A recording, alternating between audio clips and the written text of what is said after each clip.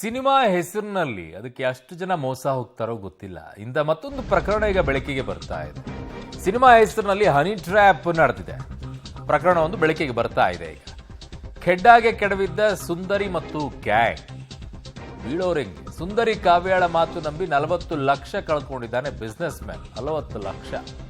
ಮೊದಲಿಗೆ ಕಷ್ಟ ಇದೆ ಅಂತ 4 ಲಕ್ಷ ಹಣ ಪಡೆದಿದ್ದು ಕಾವ್ಯ.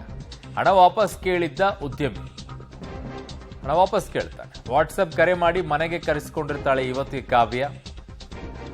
ಉದ್ಯಮಿಯ ಜೊತೆಗೆ ಬಲವಂತವಾಗಿ ಲೈಂಗಿಕ ಕ್ರಿಯೆಯನ್ನು ನಡೆಸಿರ್ತಾಳೆ ಯುವತಿ. ಅದಾದ ನಂತರ ಅವನಿಂದನೇ 40 ಲಕ್ಷನ ವಸೂಲಿ ಮಾಡ್ತಾನೆ. ಕಷ್ಟ ಅಂತ ಹೇಳ್ಬಿಟ್ಟು 4 ಲಕ್ಷ ಕೊಟ್ಟರೆ ಆಯಿತು ಅಂತೇಳಿ ಮನೆ ಕರೆಸ್ಕೊಂಡ್ಬಿಟ್ಟು ಲೈಂಗಿಕವಾಗಿ ಬಳಕೆ ಮಾಡಿಕೊಂಡು ಅದನ್ನು ವಿಡಿಯೋ ಮಾಡಿಕೊಂಡು ಅದಾದ ನಂತರ 40 ಲಕ್ಷವನ್ನು ಕೊಟ್ಟಿರೋದು. ಇದು ಸುಂದರಿ ಕಾವ್ಯಾಳ ಮಾತು ನಂಬಿ 40 ಲಕ್ಷ ಕಳೆದುಕೊಂಡಂತ ಉದ್ಯಮಿಯ ಕಥೆ ಇದು. ಲೈಂಗಿಕ ಕ್ರಿಯೆ ವಿಡಿಯೋ ಮಾಡಿಕೊಂಡು ಉದ್ಯಮಿಗೆ ಬ್ಲ್ಯಾಕ್ ಮೇಲ್ ಮಾಡಿರುವಂತಹ ಘಟನೆ.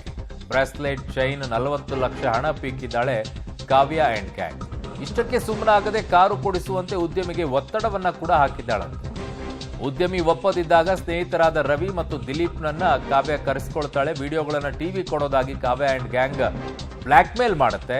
ಸೋಷಿಯಲ್ ಮೀಡಿಯಾದಲ್ಲಿ ದೂರುದಾರನ ಫೋಟೋ ಹಾಕಿ ಮಾನಹಾರಣವನ್ನ ಮಾಡೋಕೆ ಶುರು ಮಾಡುತ್ತೆ.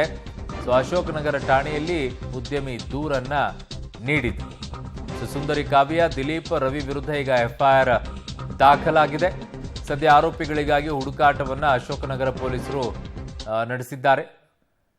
ಇದು ಸಿನಿಮಾ ಹೆಸರಿನಲ್ಲಿ ಒಂದು ಕಡೆಗೆ, ಇನ್ನೊಂದು ಕಡೆಗೆ ಕಷ್ಟ ಇದೆ ಅಂತ ಹೇಳಿ ಬಂದಾಗ 4 ಲಕ್ಷ ಸಹಾಯ ಮಾಡಿದ್ದಾರೆ.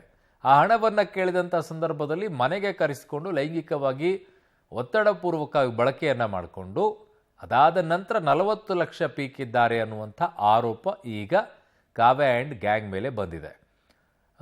ಗೊತ್ತಿಲ್ಲ ಈ ಪ್ರಕರಣ ಇನ್ನೂ ಹೇಗೆ ಯಾವ್ಯಾವ ರೂಪ ಪಡ್ಕೊಳ್ಳುತ್ತೆ ಅಂತ ಹೇಳಿ.